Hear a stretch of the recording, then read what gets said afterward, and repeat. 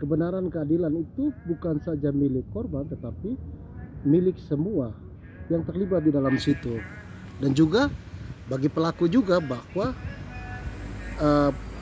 proses tindak pidana yang dia lakukan itu juga harus dijalankan atau ditangani secara baik supaya hak hukum daripada pelaku juga itu harus berdasarkan undang-undang. Dan kita tahu bahwa walaupun dia sebagai pelaku, dia juga punya hak asasi yang harus dilindungi. Seseorang sebelum dijatuhi putusan pengadilan itu dia masih dianggap tidak bersalah sebelum ada kekuatan hukum tetap. Walaupun kita ketahui bersama bahwa klien kami dalam berita acara pemeriksaan sebagai tersangka yang dilakukan pada tanggal 3 itu sudah melakukan memberi keterangan bahwa dialah pelaku daripada pembunuhan Penkase tersebut. Dan pada saat itu kami mendampingi karena ya berkewajiban hukum bagi ancaman pidana yang lebih dari 5 tahun itu harus didampingi oleh kuasa hukum. Dan kebetulan kami dipercayakan. Pendampingan yang kami lakukan itu hanya mendampingi kepada klien kami agar hak hukumnya itu didapatkan oleh klien kami. Dalam memberikan keterangan itu tidak ada tekanan tapi diberikan secara bebas. Dan penyidik melakukan itu dengan tanpa paksaan. Apa yang disampaikan itulah yang diketik. Dan pada saat pemberian keterangan itu, kesehatan klien kami juga ditanyakan. Kalau dia sakit, dia tidak bisa diambil keterangannya. Karena dia sehat dan karena ancaman ini di atas 5 tahun, wajib hukumnya untuk didampingi. Dan kami bukan membela tindakannya, tetapi kami membela hak hukum yang dilekatkan kepada klien kami. Kalau dia bersalah, nantilah di pengadilan ia akan membuktikan apakah keterangan dia itu benar atau tidak. Dan ya kami bersyukur bahwa penyerahan diri klien kami kepada penyidik Polda waktu itu adalah sebuah niat baik yang dilakukan oleh klien kami, menyadari bahwa apa yang dia lakukan itu sebuah tindak pidana dan dia harus mempertanggungjawabkan. Dan secara sadar dia datang ke sana dan menyampaikan itu. Dan sampai di sana betul bahwa ada surat penetapan tersangka terhadap klien kami yang disampaikan oleh penyidik sesuai dengan gelar perkara waktu kemarin. Pak Beni, selain itu kan banyak beredar kabar di luar, kabar miring tentang penyerahan diri tersangka RB ini karena ada 1 dan 2 hal di luar yang tadi Pak Beni jelaskan. Mungkin Pak Beni bisa pandangannya seperti apa itu Pak Beni?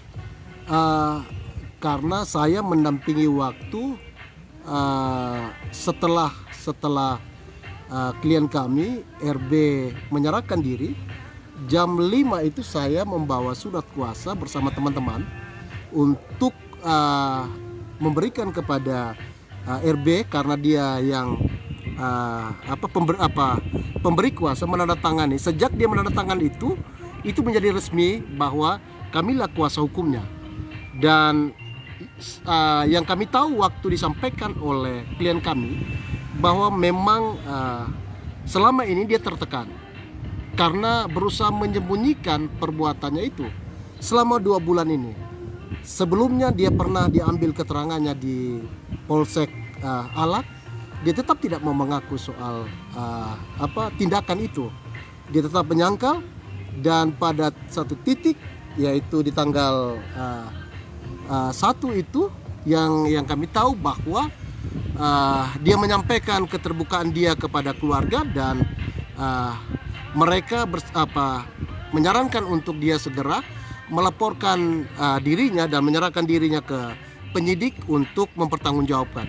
Dan itu yang disampaikan bahwa murni memang penyesalan dia, dan dia siap mempertanggungjawabkan apa yang telah dia lakukan. Berarti Begitu. Pak Beni, tekanannya itu tertekannya itu atas perbuatannya dia ya, Ya, sehingga dia ya. tertekan, bukan Ya. tekanan dari Tidak pihak-pihak ada, lain ya Pak tidak Beni. ada. Sehingga dalam pemeriksaan beberapa kali itu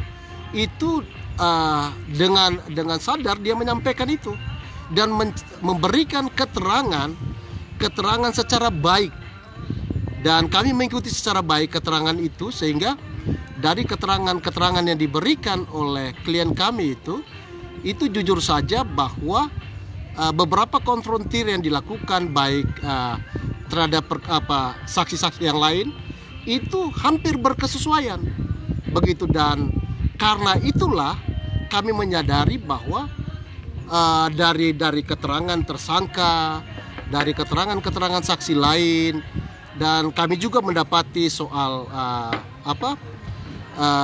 forensik, keterangan ahli memang mengarah kepada klien kami, sehingga kalau penetapan tersangka itu oleh penyidik itu yang disampaikan kepada kami pada tanggal 2 itu memang berdasarkan alat bukti, yaitu keterangan saksi yang lain soal penggali kubur, bahwa klien kami lah yang menyarankan untuk meminta tolong mereka untuk bantu menggali kubur, dan di kubur itulah ditemukan jenazah daripada adik kekasih kita dan cucu kekasih kita Lael begitu. Dan proses terjadinya pembunuhan itu yang dikatakan di Hollywood itulah disampaikan berkesesuaian dengan GPS.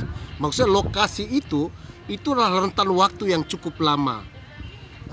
Dan kemudian soal pembelian plastik hitam, dan kemudian bahwa dia lakukan pembunuhan itu seperti keterangan dalam BAP itu jelas bahwa berkesesuaian, dan yang pasti bahwa dia sangat menyesal dan dia siap mempertanggungjawabkan apa yang telah dia lakukan. Ya Pak Beni, selanjutnya kan beberapa waktu yang lalu penyidik Polda NTT sudah menyerahkan berkas perkara ke kejaksaan, namun itu ditolak atau dikembalikan dengan catatan. Apakah sudah sesuai ini Pak Ben? Ya, kalau kita melihat dalam proses penyidikan itu, bahwa setelah berkas itu dianggap selesai di tingkat penyidikan, penyidik wajib menyerahkan kepada pihak jaksa penuntut umum. Itu dalam penyerahan itu yang biasa disebut dengan penyerahan tahap 1 atau pra penuntutan.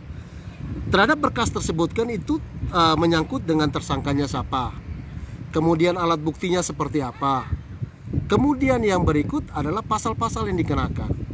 Saya merasa bahwa tentunya yang akan mendakwakan klien kami dalam persidangan nanti itu kan pasti jaksa penuntut umum, dan wajib hukumnya kalau dia melihat bahwa berkas-berkas yang diberikan kepada dia terhadap tersangka itu dan pasal yang dikenakan serta alat bukti itu sudah kuat atau belum.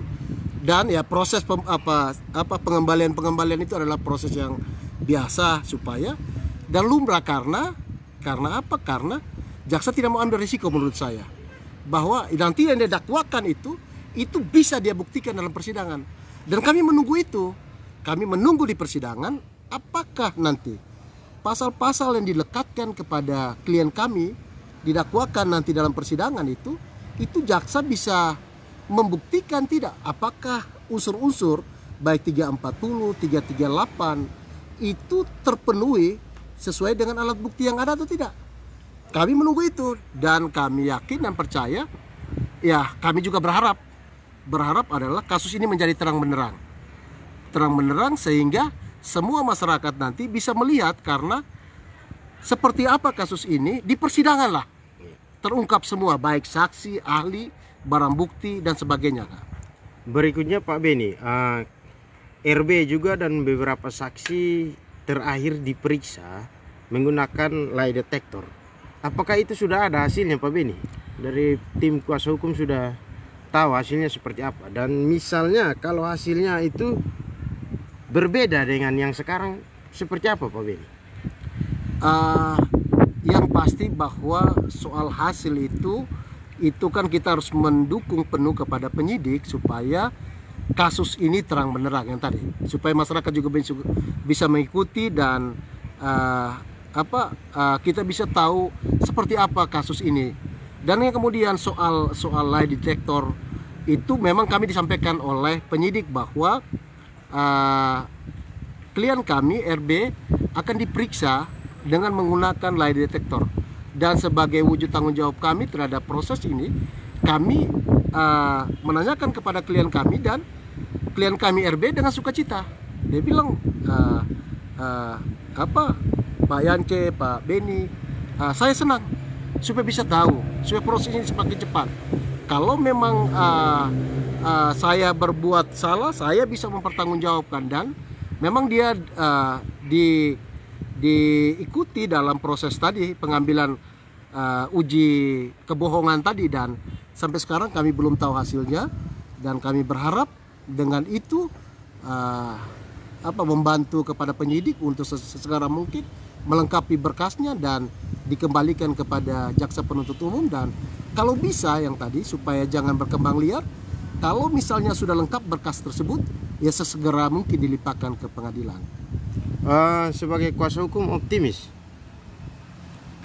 Kami optimis bahwa kami akan memberikan bantuan hukum kami kepada klien kami secara maksimal dan sesuai dengan keterangan klien kami yang sampai sekarang ini tidak berubah, bahwa dia bertanggung jawab terhadap perbuatannya, dan yang kami kawal adalah bahwa perbuatannya itu haruslah diberikan nanti, harus sesuai dengan bebannya, bahwa kalau memang pasal itu terbukti, pasal mana yang tidak terbukti ya kita harus hormati, karena keputusan pengadilan itu adalah, karena hakim itu juga tahu bahwa adalah wakil Tuhan, dan keputusan pengadilan itu menjadi harapan kita semua yang terbaik bagi proses kasus tindak pidana ini. Ke depan Pak Beni, kalau misalnya proses ini berjalan dan ternyata ada hal lain yang didapatkan dalam penyidikan, misalnya bukan hanya Randi sendiri, karena banyak isu yang beredar, kabar yang beredar bahwa Randi ini bukan eksekutor dan lain-lain. Pak Beni melihat ini seperti sekarang ini, komentarnya, tanggapannya seperti apa Pak Beni? Yang pasti bahwa dari kasus ini kan kita cari kebenarannya, kan begitu. Kalau mencari kebenarannya ternyata bahwa dalam proses berjalan ini, bahkan di persidangan ternyata terungkap ada tersangka lain, ya marilah kita dorong, kan begitu. Tugas kami sebagai salah satu penegak hukum yaitu mencari kebenaran dan keadilan, bukan mengaburkan atau menutupi segala sesuatu daripada sebuah tindak pidana, tidak. Marilah kita mencari, kita mendudukan soal kebenaran daripada sebuah kasus, dan kasus itu dalam prosesnya itu dilaksanakan secara terang benderang sesuai dengan prosedur, dan siapa yang bersalah dihukumlah sesuai dengan beban tindak pidana yang dia lakukan. Sanksi yang diberikan harus sama. Apakah dia terbukti 340? Apakah dia terbukti 338? Apakah ternyata bukan pada pasal-pasal itu, pasal-pasal lain, karena penyebab kematian ini kan mengakibatkan orang mati kan sebenarnya banyak, masih ada pasal-pasal lain sebenarnya. Tetapi kan kewenangan itu, sekali lagi kewenangan melekatkan soal pasal itu ada di penyidik, dan nanti dalam persidangan itu adalah penuntut umum. Dan untuk menetapkan tersangka lain itu ada di ranah, bisa berkembang dari penyidikan itu di penyidikan kepolisian, karena ada saksi baru atau ada perkembangan baru yang kemudian bisa saja lahir di persidangan. Di persidangan nanti ya Pak Ben ya. Mungkin terakhir pesan-pesan kepada masyarakat dan pemirsa Kupang Terkini, Pak Ben. Ya, saya berharap yang tadi ini menjadi pelajaran kita bersama, bahwa menyelesaikan segala sesuatu itu tidak harus dengan sebuah tindak pidana persoalan. Yang kemudian yang kedua adalah kalau kita sebagai masyarakat yang sadar hukum menemui sebuah tindak pidana, sesegeralah melaporkan ke penyidik untuk membantu, apalagi terhadap kasus ini. Misalnya masyarakat yang punya informasi atau punya bukti apapun, sesegeralah datang kepada penyidik untuk menyampaikan, karena kasus ini menjadi atensi semua. Menguras, kita semua ini kan banyak orang menguras tenaga, menguras energi untuk mencari kebenaran itu dan mendudukan secara baik. Dan yang ketiga adalah saya bersyukur bahwa masyarakat bisa sedikit melek hukum ya, bahwa beginilah prosesnya. Oh, tahapan-tahapan. Di sini kita belajar banyak. Kita belajar banyak untuk bisa mengetahui, oh, harusnya kita seperti apa. Dan yang berikut bahwa masyarakat juga kalau menemui persoalan tindak pidana dia hadapi, mintalah bantuan hukum bagi pengacara supaya kepentingan dia jangan diabaikan. Hak-haknya dia, bahwa dia tidak bisa dipaksa untuk memberi keterangan, tidak hanya pada misalnya pada ancaman di atas 5 tahun, tetapi di bawah itu dia bisa menggunakan pengacara atau lembaga bantuan hukum yang cuma-cuma untuk bisa mendampingi dia supaya hak hukumnya itu bisa dia dapatkan. Itu yang harapan kami. Yang kemudian yang berikut terakhir, ya marilah kita berdoa bersama begitu supaya proses ini cepat sampai ke pengadilan dan kita mengikuti secara baik, mengawal, biarlah kebenaran itu akan kita dapati bersama.